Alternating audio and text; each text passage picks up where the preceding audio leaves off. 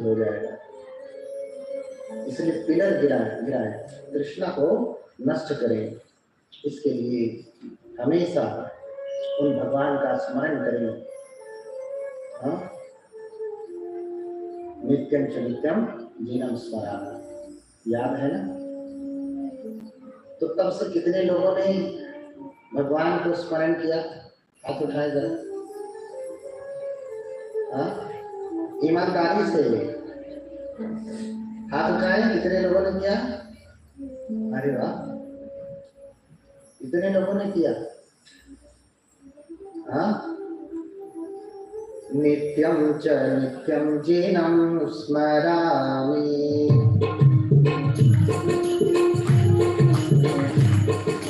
नित्यं च नित्यं जीनं स्मरामि, नित्यं च नित्यं स्मरामि, नित्यं च शोचामि जिनस्य दर्शनम्,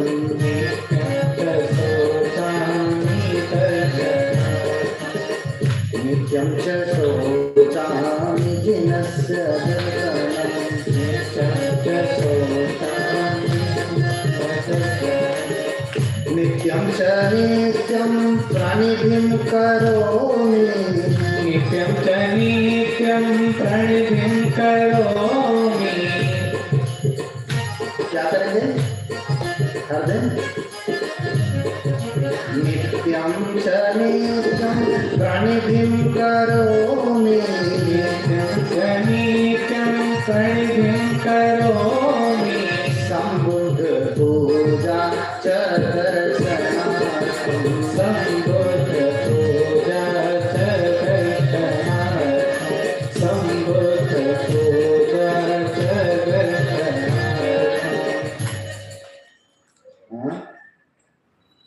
नित्यम च नित्यम जीनम स्मरामि, ये बात हमेशा याद रखिए। यही है LKG UKG पर धीरे धीरे जाएंगे, सीधे PhD मत करिए, फिर लाभ नहीं मिलेगा। कहेंगे अरे इतनी साधना करते हैं, हमारा मन ही एकाग्र नहीं होता। बहुत सारे लोग आनापानसति करते हैं, आपका मन एकाग्र हो जाता है? ईमानदारी से कहिए। 1 घंटा बैठते हैं तो 1 घंटे में कितने मिनट के लिए? 60 मिनट में कितने मिनट के लिए आपका मन एकाग्र रहता है? कंटिन्यू 5 मिनट अधिकतम जाता है, 10 मिनट जाता है, लेकिन पूरा 1 घंटा एकाग्र कर पाना बड़ा कठिन हो जाता है। क्यों? क्योंकि सीधे आप ऊपर छलांग लगा के चलते हैं। धीरे धीरे आगे बढ़ेंगे तो विपश्यना तक पहुंचेंगे, अन्यथा विपश्यना बहुत ऊंची चीज है। सब कर सकते हैं, करना बड़ा आसान है, सांस के साथ ना करना आसान है, कर सकते हैं। कर पाएंगे ये आसान नहीं, करना आसान है, कर पाएंगे ये आसान नहीं है। सांस को देखना, अंदर जा रहे हैं बाहर आ रहे हैं, आसान है। कर पाएंगे ये आसान नहीं है। बोलिए भगवान बुद्ध की। हाँ, भगवान बुद्ध की।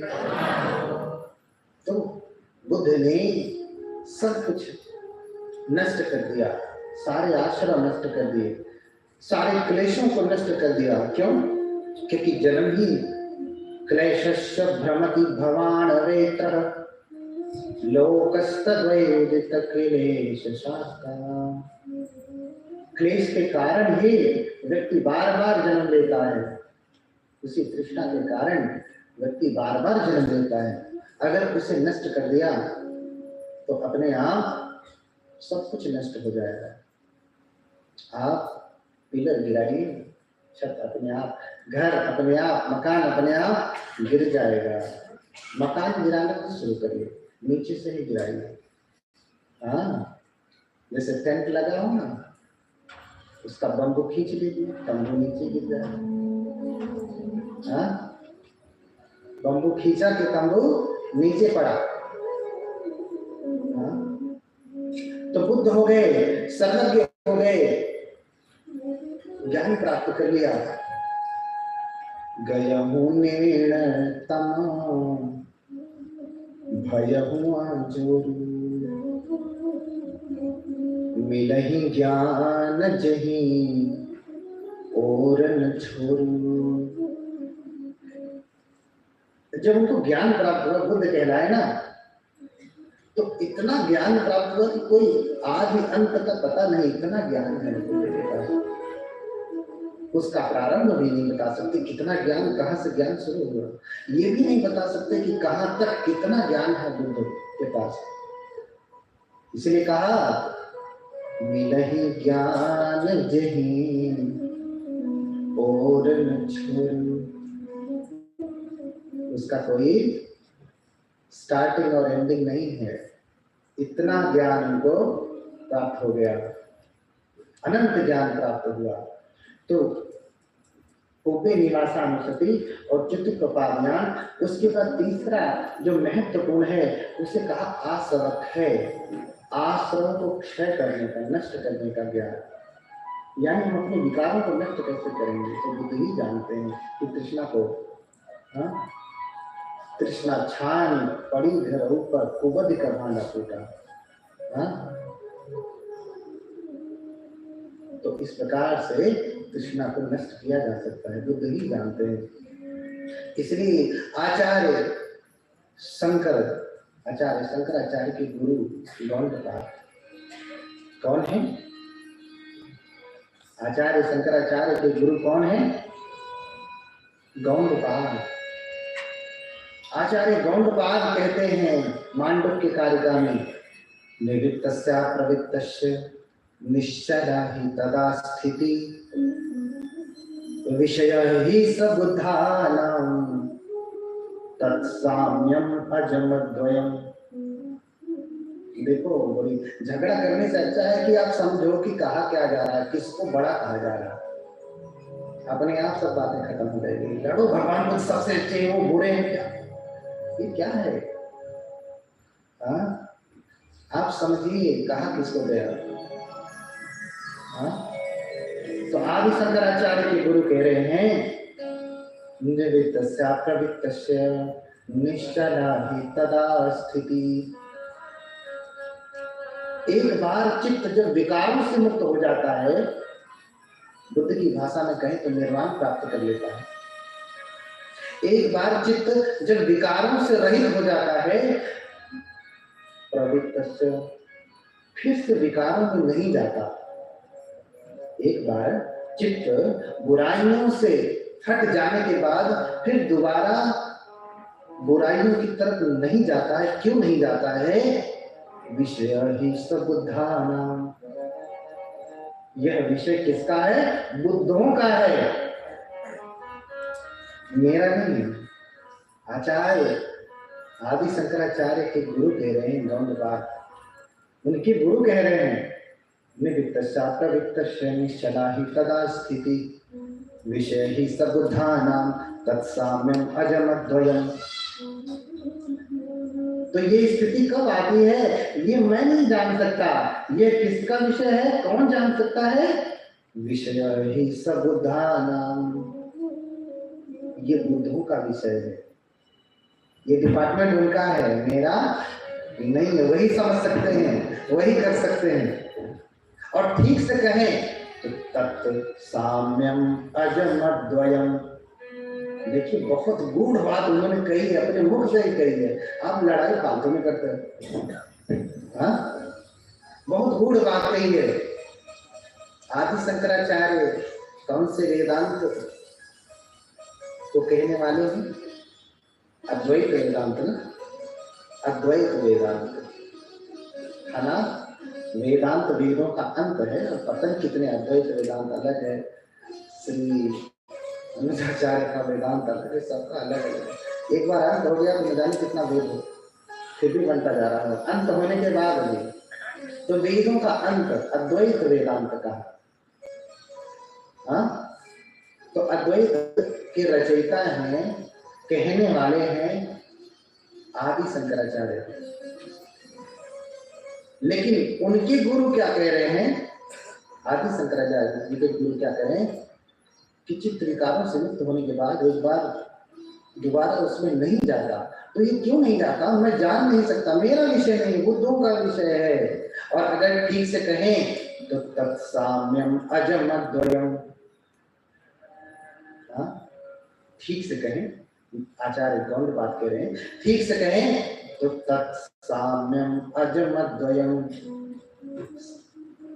वही अजम अद्वयम। अजमद्वयम संधि विच्छेद कर दीजिए, अजम अद्वयम, तत्साम्यम अजम अद्वयम, वही बुद्ध ही अद्वैत के बताने वाले हैं। जो दो नहीं होता है, जो दो नहीं होता है वो क्या है? एक निर्वाण असंख्यता च धातु बुद्ध ने कहा, वही निर्वाण एक है। वो निर्वाण एक ही है, उसी को अद्वैत कहा। क्या कहा? अद्वैत, दो नहीं है। अर्थात बुद्ध ने जो निर्वाण प्राप्त किया, उनके बाद शिष्यों ने भी तो अरहत पद को प्राप्त किया, निर्वाण प्राप्त किया। तो बुद्ध ने जो प्राप्त किया वो दूसरा था, शिष्यों ने जो प्राप्त किया वो दूसरा था? नहीं, अद्वैत है, दो नहीं है, एक ही है। जिसको जिसको मिलेगा सबको वही वाला ही मिलेगा, सबको वही वाला ही मिलेगा, अलग नहीं मिलेगा, अलग नहीं मिलेगा। तो झगड़ा करने की क्या जरूरत है? वो सीधे सीधे ही कह रहे हैं, बुद्ध अद्वैत को कहने वाले हैं, बुद्ध ही का विषय है, बुद्ध ही बड़े हैं, तो क्यों झगड़ा करते हैं?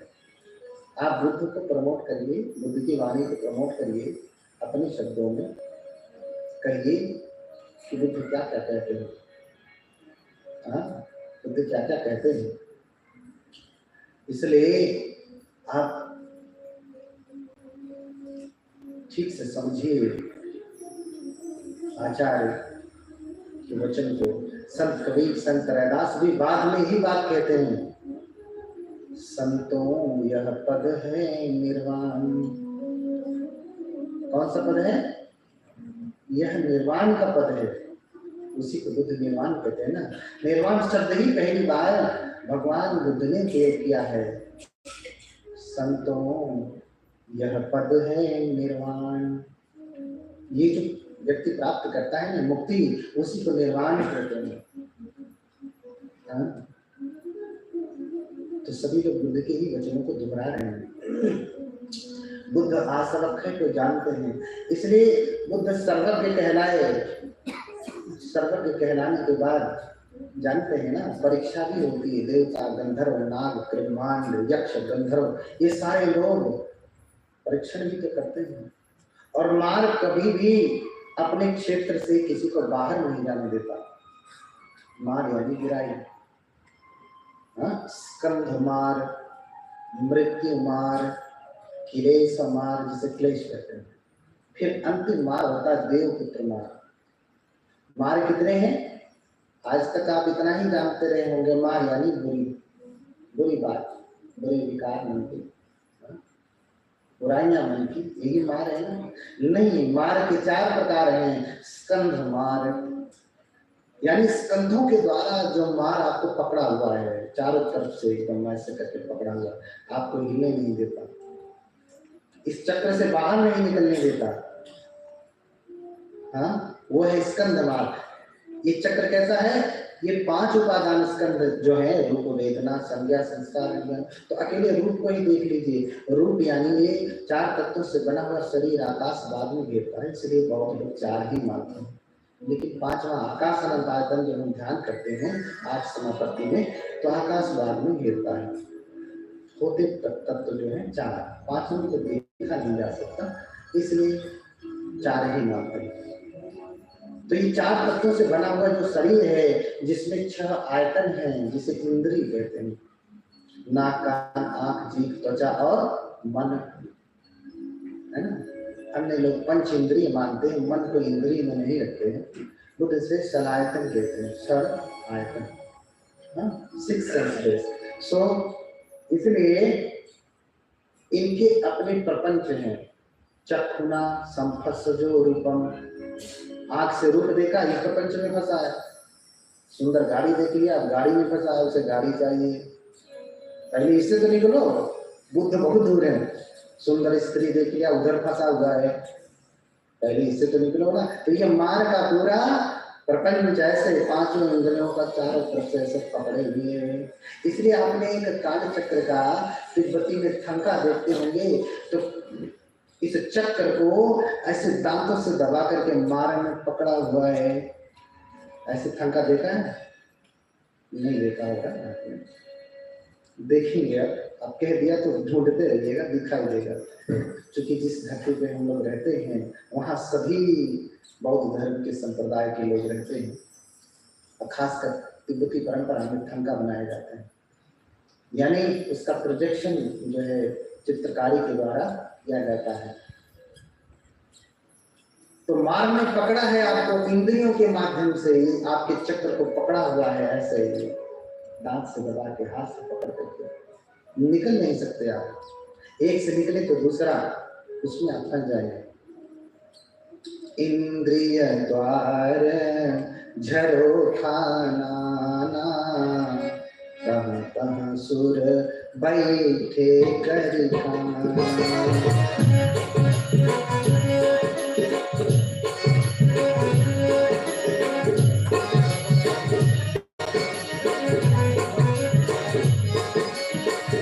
इंद्रिय द्वार झरो खाना, तह तह सुर बैठे कर खाना।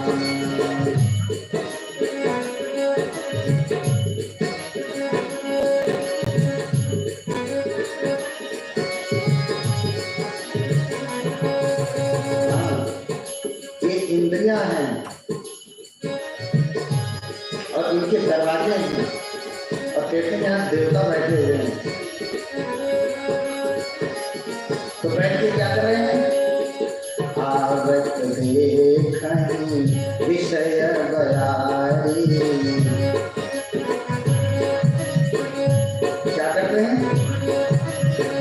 आवत देखहि विषय बयारी, कपाट उठारी।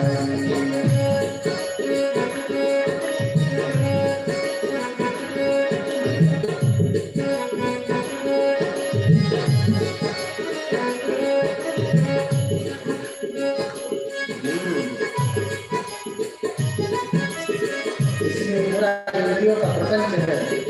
आँख से रूप है, कान से शब्द है, नासिका से गंध है, जिह्वा से स्वाद है, और काया से स्पर्श है, मन से चिंतन मन, चैन से धर्म है। जब जब इससे स्पर्श होता है, आवत देखहि विषय बयारी। आँख से रूप देखा तो तुरंत कपाट उठारी। आंखों से रूप देखा, सुंदर स्त्री है, तुरंत दरवाजा खोल दिया। हाँ बहुत सुंदर है, हाँ बहुत सुंदर है, यही इनका काम है।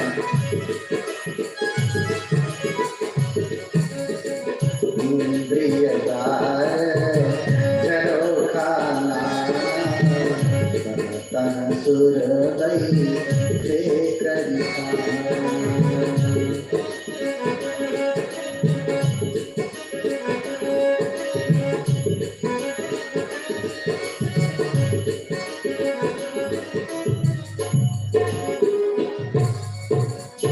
हाँ, ये प्रपंच है इंद्रियों का जो चलता रहता है।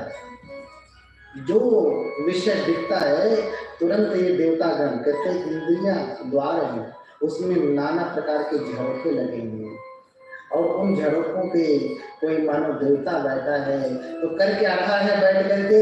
जैसे जैसे इनके विषय के, यानी इनके जानने वाले, इनसे संबंध रखने वाले जो है विषयों का संपर्क होता है ना, वैसे वैसे ये दरवाजा खोल देते हैं। अच्छा, आप दरवाजा कब खोलते हैं? जिनको आप जानते हैं उनके लिए, तो जिनको नहीं जानते उनके लिए, जिनको जानते हैं उनके लिए। अब कान के पास हम कोई सुंदर सा फूल लेकर के जाए तो ये कान का विषय नहीं है ना, किसका विषय है? नासिका का और आंख का। इस दरवाजे से कोई मतलब नहीं है। आवत दे विषय बयारी तो तुरंत ही कपाट उघारी। आओ अच्छा। अब फिर आदमी उसमें फंस गया, लगा अपना घर में आया कोई तो लीन हो गया ना, कोई आया है कोई घर पे, नानी आई, दादी आई, काका आए, भैया आए, ये लीन हो गया उसमें। ऐसे ही विषय जो आए उसी में लीन हो गया। बड़ी सुंदर है, बड़ी सुंदर, वहां दिखी थी चौक दिखी थी, वहां लीन हो गया उसमें। फिर आए, फिर देखी। हाँ, तो इससे ही व्यक्ति निकल नहीं पाता है। 5 इंद्रियों का ये जो प्रपंच है उससे कोई निकल नहीं पाता है, बड़ा कठिन है। इसी को मारना है, और जब तक मारेंगे नहीं तब कल अजरामर हो, अजरामर नहीं होंगे। बुद्ध तो अजरामर हो गए, 2600 वर्ष पहले बुद्ध थे, आज भी हैं और रहेंगे, मरेंगे नहीं। अरे बुद्ध जब सशरीर जिंदा थे तो उस समय इनको जानने वाले 1000, 2000, लाख लोग रहे होंगे, करोड़ लोग रहे होंगे। अब तो अरबों खरबों, गणना ही नहीं कितने लोग बुद्ध को जानते हैं, मानते हैं, शरणागमन करते हैं। हाँ, उठ गए वो बीच से नभ के परिंदा हो गए, मौत में दी जिंदगी वो मर के जिंदा हो गए। मानो मौत ने महापरिनिर्वाण को जिंदगी दी। जिंदे के जितना जिंदा नहीं थे, जीवित रहते जितना लोग नहीं जानते थे, उससे ज्यादा मरने के बाद लोग जानते हैं, महापरिनिर्वाण के बाद लोग जानते हैं। मानो दूसरी जिंदगी है, दूसरा जीवन है। इसलिए आप भी लड़ाई झगड़ा छोड़ें और अपने भीतर चल रहे प्रपंचों से लड़ने के लिए तैयार हों।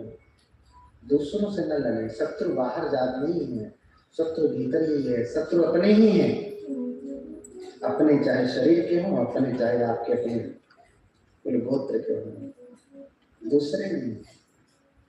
हर किसी के लिए यही बात लागू होती है। एक केकड़ा जब बाहर निकलना चाहता है ना, तो उसकी टांग मछलियां तो नहीं खींचती है, केकड़ा ही खींचता है। मछली को खींचते देखा, केकड़ा ही खींचता है, दूसरा नहीं खींचता। लड़ने की भाषा नहीं सीख, और ये भिखमंगे की आवाज बदल। नई भाषा सीखी बोलने की, लड़ने की भाषा नई सीख, भिखमंगे की आवाज बदल। सिमटे पंखों को खोल गरुड़, तो लड़ने का अंदाज बदल। समझ रहे हैं? लड़ने की भाषा नहीं सीख, भिखमंगे की आवाज बदल। सिमटे पंखों को खोल गरुड़, तो उड़ने का अंदाज बदल। लड़ाई झगड़ा छोड़िए, प्रेम फैलाइए, करुणा फैलाइए, मैत्री फैलाइए, ये सब फैलाइए अपने आप। अरे हमारे धर्म का, हमारे शील का, हमारे सदाचार का रंग इतना पक्का हो, जो हमसे सटे उसे हमारा रंग लग जाए, वाह वाह वाह करते हुए भागे ना। अरे यही बहुत वाला नहीं होता है, जब देखो तो दूसरों को गाली देते रहते हैं। यही बुद्ध को मानने वाले हैं क्या? बुद्ध ने गाली दिए थे देखो, कहे कोई शब्द? अकोस ब्राह्मण, इतना क्रोधित ब्राह्मण आकर के गाली दे रहा है, आंखें बंद कर रहा है, कुछ सुन ही नहीं रहा ना, बस गाली दे रहा है। भगवान बुद्ध एक शब्द उसको गाली देनी चाहिए, अभी तो इतना ही कहते हैं, बस दे दिया जो देना था। कह क्या दे दिया? अरे जो इतनी देर से दे रहा था मुझे गाली, अब शब्द दे दिया कि और भी देना है? अरे जो तूने दिया वो मैं नहीं देता, जा। बिना लड़े ही पराजित कर दिया, और आज आप बुद्ध पुत्र होकर के पता नहीं कौन सी लड़ाई लड़ रहे हैं। उड़ने की भाषा, लड़ने की भाषा नहीं सीख, भिखमंगे की आवाज बदल, सिमटे पंखों को खोल करूं तो उड़ने का अंदाज बदल। समझ रहे हैं? बोलिए भगवान बुद्ध की। इतना ही धीरे बोलेंगे तो हम आगे कैसे बोलेंगे? बोलिए भगवान बुद्ध की। हाँ, अब लग रहा कि जेब झाला।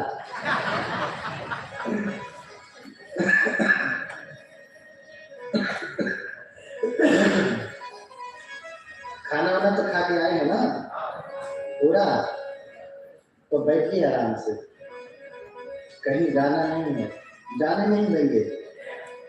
जो गया तो ठीक नहीं, वो गया तो गया है। हाँ?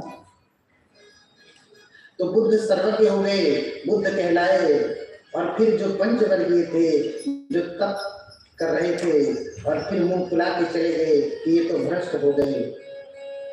हाँ, ये तो भ्रष्ट हो गए। वो काशी में, वाराणसी में जाकर के रह रहे थे, तो ज्ञान प्राप्त हुआ,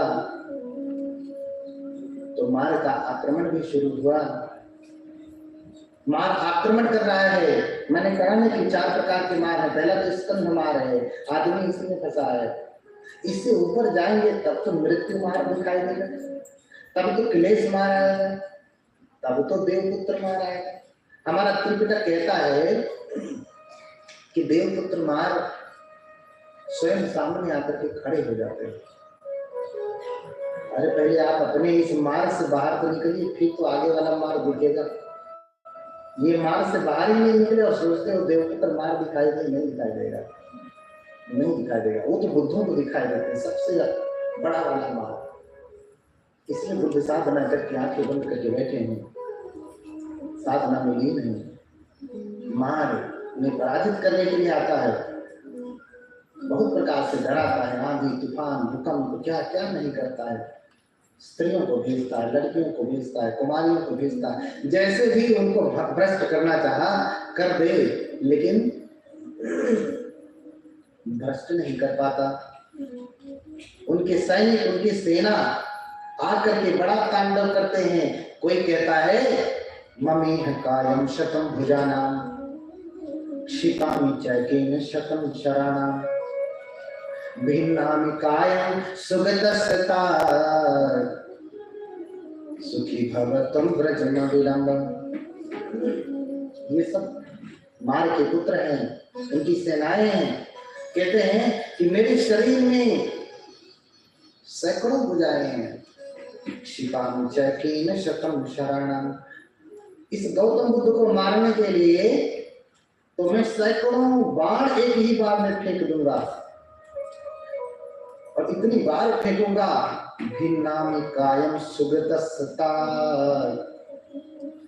इनके शरीर को छिन्न भिन्न कर दूंगा। एक बार में 100 बाण मारे तो 2-4 बार मारे तो कितने बाण हो जाएंगे? 500,000 बाण, पूरा शरीर छिद जाएगा ना, बिध जाएगा। भिन्नामि कायम सुगतस्ता सुखी भवतम व्रजमा विलंबम। आप प्रसन्न रहें, टेंशन ना लें। हम अभी बाणों की वर्षा करते हैं और शरीर छेद डालेंगे, तो दूसरा कहता है तुझसे बड़ा मैं, मेरी भुजाएं हैं। शतम भुजाना यदि को विशेष। अरे तुम्हारे पास 100 भुजाएं हैं तो क्या हुआ, इसमें कौन सी बड़ी बात है? भुजा किमर्थम न भवन्ति रोमा। एक एक रोम है ना, कहते हैं कि 100 भुजा तो छोड़ दो, इसका क्या लाभ? अरे तुम्हारे शरीर में जितने रोए हैं उतनी भुजाएं क्यों न बन जाए, तुम उनका कुछ बिगाड़ नहीं सकते। भुजा किमर्थम न भवन्ति रोमा। तुम्हारे एक एक रोए भी अगर एक एक हाथ बन जाए, एक एक भुजा बन जाए, और तुम बाणों से वर्षा करो तो भी उनका तुम कुछ बिगाड़ नहीं पाओगे। ऐसे हैं वो, मार पराजित हो जाता है।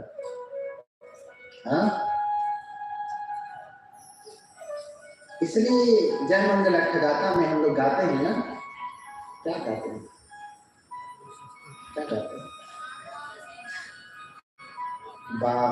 सहस्रमभिनिमित सायुधंतम गिरिमेखलं उदित घोर ससेन